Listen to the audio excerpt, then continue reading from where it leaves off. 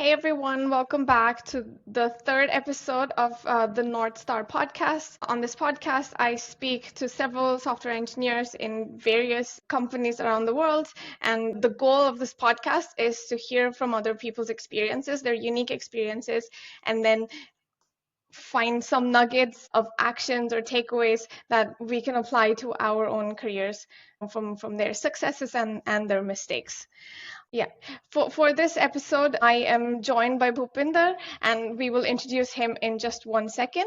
But for viewers who are new to this channel, my name is Bhavana, and I have worked with several software companies in my career. Most recently, I'm working with Microsoft as a principal software engineer, and I am looking at spreading as much awareness as I can on how you can grow as a software engineer with skills that aren't core technical skills.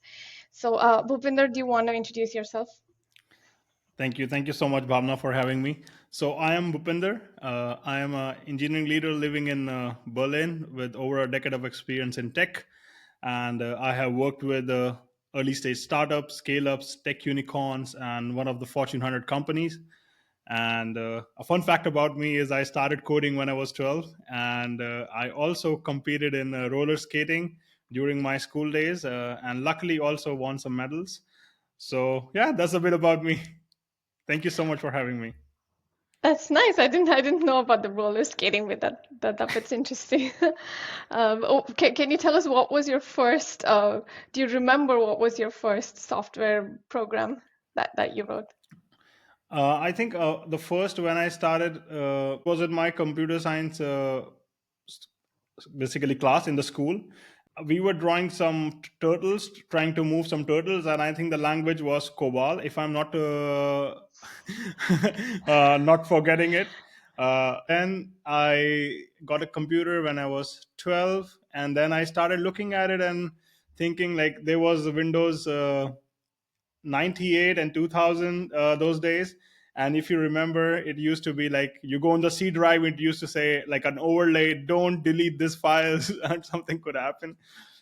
And me being a mischievous kid in a way, I just deleted that. Oh So no. that was my first encounter. I like to like, and my first languages which I learned was HTML, CSS. Initially I was just copy pasting here and there JavaScript. I didn't understand it when I was in 6 7 standard. Over the time I learned, and yeah, that became starting point of my journey. Interesting. Yeah, it's so interesting how these seeds are kind of they're put in you when you're just a kid and you know what you want to do right away. You Yes, know what that's you want that. to do in later in life. Yes, that's a blessing actually, because I see a lot of my cousins, my friends who are just starting in, their siblings, and I see there's a lot of confusion, like what they want to do in life and so on. But I think I was blessed. I'm very grateful for that. That I knew it that I wanted to become a software engineer at early stage of my life. This journey has been great, from being a software engineer, senior software engineer, then lead software engineer, and now I'm engineering manager. So yeah, it's been a great journey so far. Awesome. So one of the interesting differences between Bhupinder's career and mine has been that I've always worked as a part of a large corporate, right? I started my career with the likes of Goldman Sachs and JP Morgan, and then it's been big tech ever since. So I have never had the experience of working at a startup. It's always been this completely mysterious unknown world for me. And Bhupinder, you've worked with startups quite a bit. Yes. So I have basically worked at startups, and I've been part of 10 people team as well. I have been a part of 200 300 people team as well, 50 60 people team as well, and then we grew eventually, and they got acquired by different companies. For me it was always about learning a lot. And in startups, the thing is, you it's a dynamic and fast paced environment, and it offers a lot of room for mistakes, and it also helps you grow quickly, because the visibility is high. Everyone is looking at, because it's a small team, right? You're trying to also touch a lot of things, like you will be jumping into, let's say, be talking with a marketing person and they are talking directly with you, because the operations people are talking directly with you because it's a small team, right? And then you together are working and understanding the customer. You're on the customer calls, trying to understand why it doesn't look right, or what kind of new widgets or new features they're expecting. Yeah. So in that way and form, it's a great opportunity. And I was very lucky to started working at startup. That's where I learned the most, because you can do mistakes, you can also improve yourself. It's And when you're starting in career, what you need, you need exposure, and the more you're allowed to touch things, different things, the more you Mhm. learn. And engineering is a very practical job. It's not like you learn Sure. few books and will be good. It's more about, the more you practice, the more you put yourself in situations where you have to think differently, or come up with solutions very quickly. That's what makes you trains your muscle of problem solving, and triggers your curiosity. Okay, this could be done in this way as well. So yeah. Right. A couple of interesting points you've brought up. So the first one was about being able to make mistakes, right? You have a lot of room for mistakes. I would have imagined that it isn't possible to make lots of mistakes at startups because a lot is at stake. For example, at a large corporate, you have all of these safety nets. You make mistakes, but something out there is going to catch your mistake. Like, for example, you're surrounded by a lot of smart people who've been experiencing how the system works in production for years. So they will catch your mistake in no time. Or you have systems, you have automated systems that will catch your mistakes. So you have very sophisticated systems to roll back your changes, etc. So I would have imagined that it's way easier to make mistakes, or way less of a problem if you make mistakes at a corporate versus a startup. Actually, I think it's the other way around from my perspective, because because for a corporate, if you, let's say, ship a feature which is used by 100 million people, or a Yeah. number like that, then a lot of a big business is at stake. Your Yeah. customers, there will be big problem. But for a startup, when you're struggling for getting your first few customers, and maybe more or less no one is using it, or they are beta users, then Right. you're just testing things. Then you saying breaking the production I'm taking saying in the terms of mistakes, right? You can, let's say, put some feature which was not working as expected, but those things are caught very quickly because your whole team is looking at those things. Yeah. um, yeah. And of course, like, there is no safety net. I totally agree with you, in terms of, you have to act very quickly. There's no unit testing or something in place, because when you are in a startup, especially in the very early stage, you're more focused towards shipping features and bringing value to the customers, and you're very agile and flexible to adhere to their demands, and whatever they're asking for, you're like, okay, let's build this. This doesn't make sense, let's do that. Yeah, so it's a different environment altogether. Yeah. Yeah. I completely understand. The other point that I wanted to touch upon was the size of the team. It's quite Yes. possible that you're just one of a few engineers on the team. So I've Yes. always been used to having a lot of people around me who are way smarter. And I feel like that has been I have grown myself throughout my career, like there are a lot, there are, as soon as I go somewhere, I identify people who are working at a 10x level as compared to me. And then I almost try and emulate the good things I see about them, and that is my like recipe for growth. And I wonder if that is something that you would miss working in such a small team.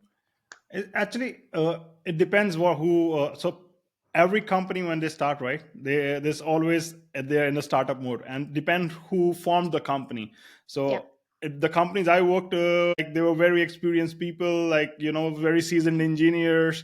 So experience was always there, right? And when I started in my career, I was the least experienced person in the room, right? And that may exposed me towards learning a lot, understanding a lot. And I was always open minded to hear the other perspective, like how it could be done better. Because I always still I feel like, I cannot know everything and I don't know everything. I have some understanding where I'm good at, some understanding where I'd be very good at, but I don't think myself that I know everything ever. So Right. it's always good to stay in the room. Doesn't matter like kind of people or what experience. Sometimes newcomer in the company gives an idea which is $1 million idea later on, and Sure. I can give you Yeah, yeah. examples I like that. I've seen it myself. Mhm. I have also contributed in few of the projects which became a very big projects later on in the companies I work in. It depends basically which team it is, and even in the big companies, right? So I've worked in a company like App Dynamics, which was quite huge. That's quite huge now, right? It Yeah. At the end of the day, your team is maximum 10 people, right? Yeah. So yeah. Okay. Okay. Sounds good. Yeah, it's a completely different environment. We talked a little bit about unit testing as well, and I'd like to kind of dive into that a little bit more.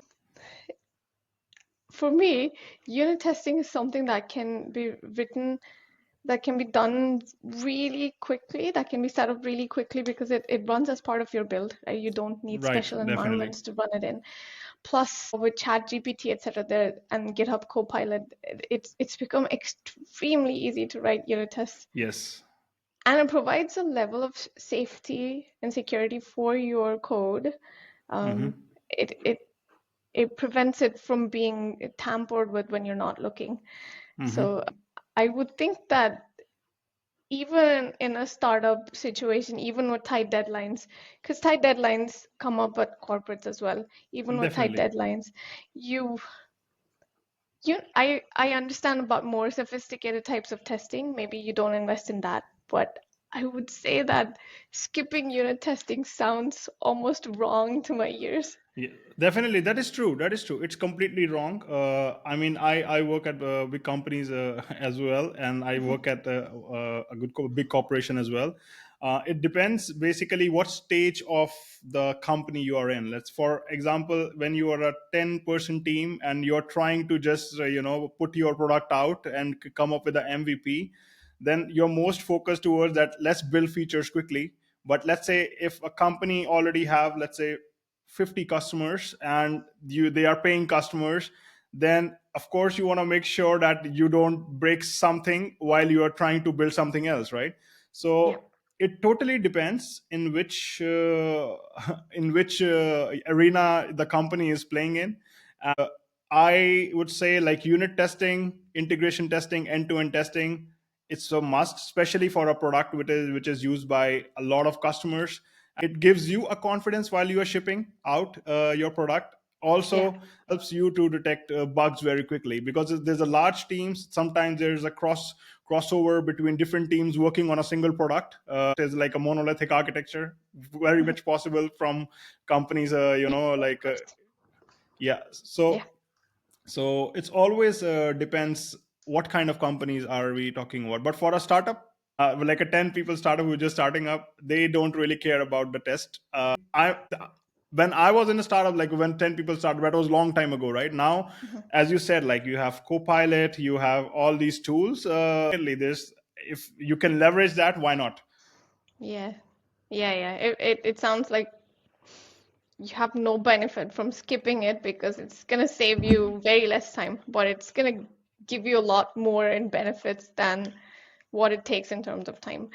All right, yeah, sounds good. Let's talk about interviewing at corporates versus startups. So for interviewing at corporates, I think the way it works is that there's a very standard structure. I'm not only talking about big tech here, say other established companies as well. They have standard ways of interviewing. Some companies like lead code style coding interviews. Almost every company likes to do a system design style round, a behavioral style round. Coding, I think, is something that kind of differs between companies. So you Mm, could either have a lead code style coding round or several ones of them, or you could have a pairing style coding round where you're working on something a bit more practical than mm, data structures and algorithms. So I think that in my experience, this has been the complete range. Obviously, there are companies that do things that are very random, like this is my pet peeve. I really don't like this interview question. If you're a Java developer, you must have come across a question. What is the difference between final, finally, and finalize? And people like to just throw that question out there because the words sound similar, but actually there's no point asking about the difference between these three terms because there's no similarity apart from the naming. Anyway, so there are companies that like to do random like language syntax style questions. How does it work at startups? I mean, like, of course, like you have worked at big tech companies, right? Of course, Yeah, for even a startup, scale ups, or mid-sized companies, or say big corporate, not big tech. It's a yeah, different game yeah. altogether. Because let's say when you're interviewing for a startup, you would have maximum four rounds, more or less. So Okay. first round would be call with the CTO, because probably there is no recruiter team. Then you would have a kind of a coding project, and then you could have a tech interview, and then you have an offer, and that's it. If we look at companies, when you like Amazon or Google, when you interview for them, you have a call with HR, then you would have an engineering manager round, then probably a coding project, a system design round, then a tech interview, and then a culture interview, and then an Yeah, offer. So it's like right. 7 8 rounds. These things differ in, like, the intensity of these rounds differ from the different size of the companies. For example, the big tech, as you mentioned, right? You can share more about it actually. Yeah, Like, yeah. how was it for you to interview for those companies, and you worked for those companies, right? Mhm, But for, let's say, a big size company which is not into big tech, like a big corporate, they mhm. would, some of the companies I have seen, they would not go that much into, let's say, they would ask algorithms and programming, and they will ask you like, what is the time complexity and the space complexity of the program you have written, and so on. But they Yeah, would not go into red black trees and linked list and things like sure. that, because for them it's important the person comes in and do the job. Or they would ask you architecture level questions, like why would you use microservices, or why monolithic is not good. Or they would ask you like, know about infrastructure, work, Docker, Kubernetes, or when should you use DDD, or when should you use other type of architectures. So these things are asked usually. But definitely you can share more about what's your experience have been for the companies you have worked with. So I think the principle behind big tech interviews has been that they interview for ability rather than knowledge, which is why the questions are, I know there is a raging debate around whether leak code interviews are good, and I don't want to get into that. But the reason they've chosen lead code style interviews is that you don't need to know, for example, what domain driven design is or Hmm. a particular design pattern or whatever, right? They don't care about whether you know certain terms. It's about the ability. So if you're given a problem, are Hmm. you able to, on your feet, think about various solutions to it, pick the right one, Hmm. and then translate that into code? That is literally the whole process. I know it's now kind of gotten a bit, I don't know, the preparation process has become really complicated with people solving 400, 500 problems. But I know that when we interview a candidate, we're not looking for whether they know the answer to that problem. We're always trying to look for ways to come up with new questions Hmm. so that they don't know the answer. The whole point is we don't want you to know the question in advance. We want you to be able to solve that problem on your feet during the interview and also communicate. while you're doing that. Obviously, Yeah. there are subtle differences about, the number of problems you're given, the complexity, etc., of the problems you're given. I think Google tends to give you harder problems than Meta, for example. What Meta wants you to do two problems in an interview rather than one, so that they Hmm. focus quite a bit on speed, whereas Google doesn't care about speed. You have one question to solve in 45 minutes, etc. And Amazon, I think, comes somewhere in between those two. Basically, it comes down to ability versus knowledge. And the same thing happens in the system design rounds as well. If you say something like, I would use S3 here, even Amazon would say, okay, I don't know what S3 is. What is S3?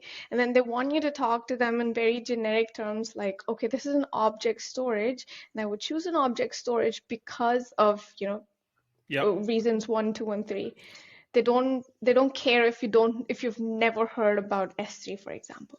Yes, yes. And this is, I think, very similar to a lot of companies, even who are not big tech companies, like big unicorns, I would say.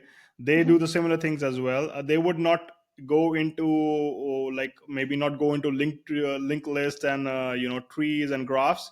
Definitely, they will, especially in the system design interview, they will question your choice of components, what you choose and why Yeah, you chose them, yeah, and why you think like using S3 would be a great idea here. And let's say you decided to put a CDN, and then you're like, why do you need a CDN? Tell me, like, what's, like, so the lot of companies are, adapting to that kind of things. yeah. And as you mentioned, there's a special stress on like 400 like coding, questions to be done from lead code. I mean, I have done it by myself as well. But Okay. at the end of the day, you need to recognize that there are patterns to solve different problems. Like, there's some could be solved by sliding windows, some could be solved by multiple pointers.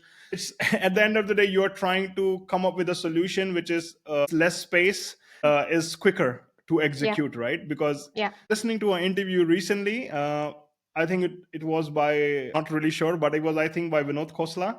They were Mhm. mentioning that computing would not be a problem anymore in the coming years, right? Because people will not care about, space or whatsoever. It's gonna be more about how the solution which you are providing is how easily people can adapt and, use it. So Readability, readable maintainability. maintainability, yeah. So Yeah, if you now prompt AI to come up with a solution, it can easily tell you like, this is the quickest solution, or like, there were different solution of different kind of sorting, what sorting should you use, and so on, things like that. sure. In the big tech companies, I mean, like, they could ask you algorithms like, write a like write a algorithm for, let's say, different bubble sort or any kind of quick sort, and then you compare it with a heap sort, and why it makes sense. Sometimes they will tell you just create a linked list using whatever language you need to know. And sometime I got a question was the DOM, even it's a front end, it doesn't matter to Mhm. them, right? DOM is the kind of a tree. So Right. write finds out the last node in the DOM, Okay. if you traverse over it, right? So at the end of the day, it all comes down to the basics. These data structures are the basics for any programming, and I think everyone should learn it. Yeah. But if you come to the startups world, it's more about how you use them and create an application, rather than worrying about. Of course, at the later stage, it becomes a problem if the code is not well written. Then you have a bunch of running lines of code which are unperformant, and then when comes to scalability, that doesn't scale. But I think a lot of people, startup world as well, are very smart, and they now take care of these things, because for every startup, the dream is to become a unicorn, or, become a bigger company. So yeah. Right. So I've heard some perspectives, which I think hold some weight as well, about not these companies who are not yet performing at scale, to not worry about, getting candidates who know the best uh, algorithms, to be able to optimize everything. Readability and maintainability is more important than anything Yes. else. Um, to an extent, well, it depends, right? You don't have a black and white answer, but to an extent, there's a question about, is system design that important as well? You can figure it out as you go, because you don't need to suddenly scale to millions of users as you're starting out as a business. What's more important is you're writing maintainable code so that you're able to Yes. push features out as quickly as possible. So not every company should copy big tech in their style of interviews. That is true. That is, I totally agree, because a lot of companies tries to ask questions which they will never ever care about in their daily work life, and I've been told with my friends in the big tech as well. You can confirm that as well. A lot of things which were asked in the interview, think is doing that kind of things until you are in a project which is like highly based on optimizing the speed of algorithms or the search query in the Google or things like that, which is Yeah. very complicated. uh, so yeah. Actually, that brings up a really interesting point, is that the most useful interview, I think, is the standard set of interviews. The most useful interview, that, in my opinion, is the behavioral interview, Yes. because you could have the best tech skills in the world, but if you aren't able to function with your team, it's of no use. Whereas if you have the right people skills, the right attitude, the right behavioral skills, you can use tools to kind of help you through the process, even if you're not technically as strong as another candidate that has the Mhm. best technical skills but no behavioral skills at all. What's Yeah, your opinion on that? that is completely true, and for me has been like, I have given now more than 200 interviews over a decade, and I've taken more than Wow. 150 interviews in my career, right? Hmm. If it doesn't matter, like, if the problem is hard to solve, that's an interesting thing for an engineer to work upon. But Yeah. if the person is not humble in the team, is not open minded, and is a difficult person to work with, then the team as a total would not be able to function like in the best way possible, so that's why these behavioral interviews, even in startups as well, in the big companies as well, it's very important, because you are asking someone to come into your organization and contribute, and you know also align with your values. So these interviews make sure that you are and it's also same for the candidate as well. Sometimes the candidate might feel like the company looks great, the package looks great, but I don't really resonate with the value of this company, like how they do Yeah. things. Interviews is a good a venue where the candidates could ask questions to their employers or the future employers, and then come to an understanding, would it make sense for me to join this company or not. Yeah. And yes, so I feel like not everyone is built to, or not everyone would love to work for big tech companies, and not Hmm. everyone would fit in the Yeah. startup as well, because startup really demands a lot. And on the big tech company side, they really demand the standardization, the processes, and all those things which comes into picture, because they have millions of customers to serve. Both are correct in their own way, and Right. I feel it depends, where are you in your journey. Are you in the stage of your career where you can go in startup and things, break things, or do things, or you want to go in a corporate where you can learn things, how to do at scale, how to build robust systems, how to serve millions of customers. And that's a big challenge, it's not a small thing, right? So yeah. Yeah, yeah, yeah.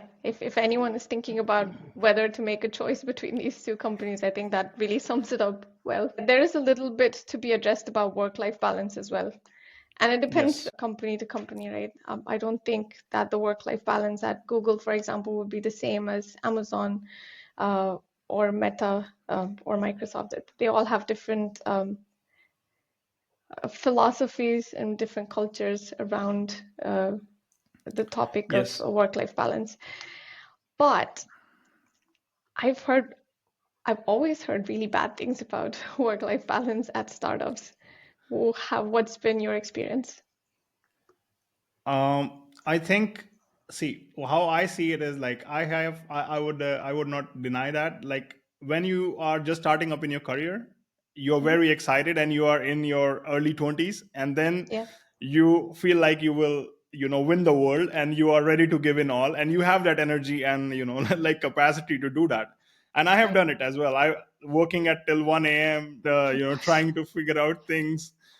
That's Yeah. part of the journey, and that's what makes you learn as well. But Yeah. later on, when you grow a bit older, you have a family, responsibilities, or you have other things to take care of, then your priorities could change. I've also understood like the companies in the US have less priority on the work life balance as compared to the companies in Europe, right? Yeah. Because the labor laws are pretty strict here, and that makes it important. So it really depends what you want in life. Not saying some one is good or bad. It really depends the priority in your life. So I've seen people who joined startups, the company became big, they joined as a junior engineer, and now within, let's say, 5 year span, they are now the VP of engineering, right? Yeah. So it's also, what there's a trade-off in a way. Talking about that, question for you: how do you Sure. feel about promoted in a big tech company? How do you feel about that? It is a gigantic process, and it is really difficult. Promotions at big tech are, in my opinion, way harder than getting interviewed and being successful at an interview at big tech. Because for a promotion, you have to consistently prove that you are working at the next level. It's not enough to deliver one project at the next level and say, okay, let me be promoted now. You need to consistently show that behavior. And that, what it means to consistently show that behavior can mean different things at different companies. I would say getting promoted at Google seemed like the most difficult thing in the world, because they want to see that behavior for at least a couple of years, at least based on my experience, as opposed to maybe so far what I understand of Microsoft might not be that stringent. At Amazon, they like to analyze everything with numbers, and you need to prove your competency with numbers.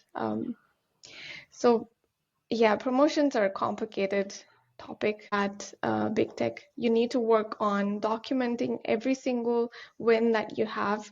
You need to get your managers like approval on being able to them being able to kind of put you up for promotion. So that would be the first level, and then you need to get a thumbs up from several people who are around you, several senior people who are around you, and everything needs to come together at the same time.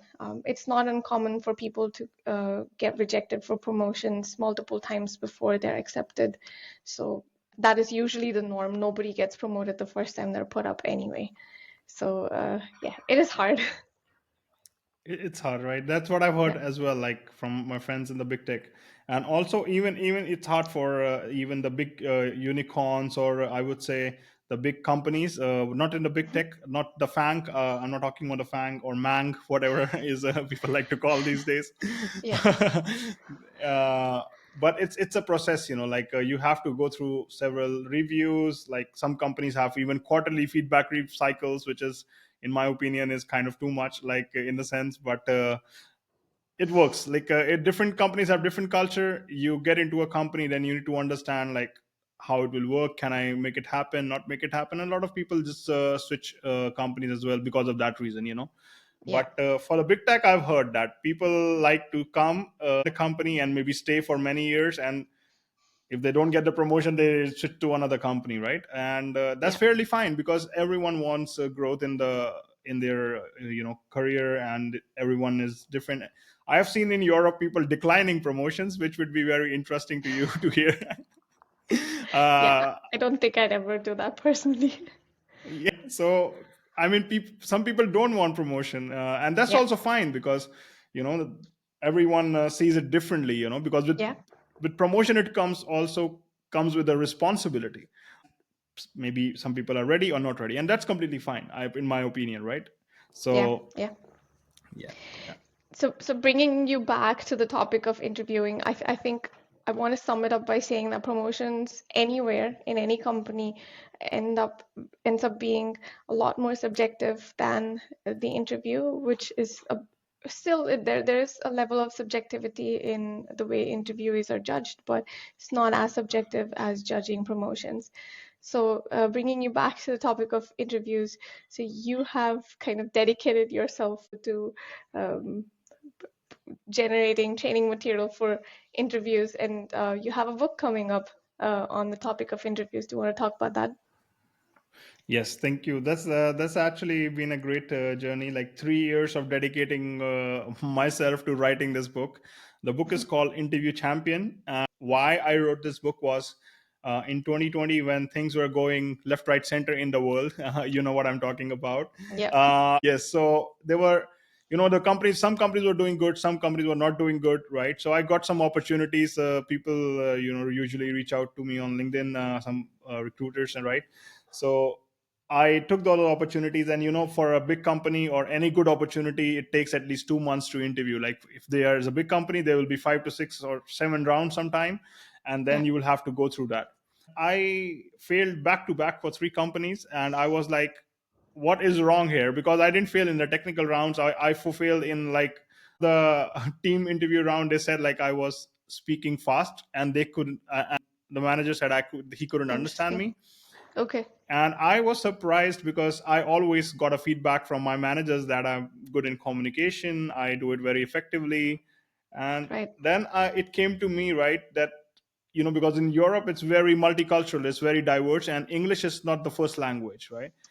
A lot of people, even understanding it, if you speak with an accent or if you speak in a different way, could Hmm. be difficult. And so it came to my mind, like, and at the end of the day, when you gone through like five, let's say, rounds, and you fail at sixth or seventh, then it feels like waste of time that you invested 2 months and then you got the offer, right? Right. So basically, then took it as a challenge, and I said to myself like, I need to crack some companies. And luckily I was being approached by a lot of recruiters at that time, and I got some opportunities. So I started this in February, and I got, by August, I got rejected first of all, 3 back to back, and then uh, I interviewed for 6 companies, and I got offer from 5 companies. And then I Okay. later on joined Nice. Revolut later on, right? So it's a journey, it's a hard work. And why I decided to write a book is like, I do meditate from last 12 years, 13 years now. It came to me that, like, if me being a senior engineer who is already interviewing people is feeling this much trouble to figure out the process, because even if Mhm. you're taking an interview, you're just taking the technical part, right? There are other things as Right. well, the behavioral aspect of it, right? What Yeah. about the people who are just starting up in the industry? They have no clue what's coming their Right. way, right? Because Yeah. they will be going through the same process. It's not like for a junior engineer, they will change the process. Maybe the matrix is a bit different or less in terms of competency. Hmm. And then I basically worked 3 years to write this book, which is called Interview Champion. I contacted my friends who are in HR. I took advice from a lot of people, gave it to a lot of my friends who were switching to different companies, who basically work at now Spotify, HelloFresh, or Apple, right? And they'd use those chapters which I wrote. I have switched as Nice. well in the last 3 years, right? So I use it myself. So it's a very research oriented and a very driven and result driven book, which it has finally came into the picture now, and I'm very happy about it. I'm looking forward to launch it soon. And yeah, and thank you so much for uh, I'm happy to share with your audience that is coming up very soon. Yeah. That's awesome. And Bhupinder has kindly also extended launch offer to the viewers of this channel. The QR code for the offer will be somewhere on the screen, and I will also link to the offer down below. So please check it out. Check out Interview Champion. And really good luck for the book launch. And we're looking forward to it. Thank you so much, and I'm really looking forward to hear your views. When I launch it, I'll send you a copy. It'll be very nice to hear your views. And yes, the offer is basically whenever I will launch, there will be a special discount for Bhavna's audience. Will be, or I would give away the audiobook, which I'm currently in the process of recording. So Nice. there will be something special. That's what I can assure you. So yeah. I'm personally very happy that there's going to be an audio version of it because it makes it so much easier to consume the book quickly if there's an audio version. Yes, that's true. So That's true. looking forward to it. Yay, exciting. Okay, awesome. So thank you so much for your time today, and thank you for being a part of the North Star podcast. And yeah, good luck to all of your future content creation as well. I will also actually link Bhupinder's LinkedIn, so follow Bhupinder on LinkedIn as well as checking out his Interview Champion website. Awesome. Thank you so much. Yes, thank you so much. Well, Bhavna, it's been a pleasure talking with you and knowing you, and thank you so much for having me.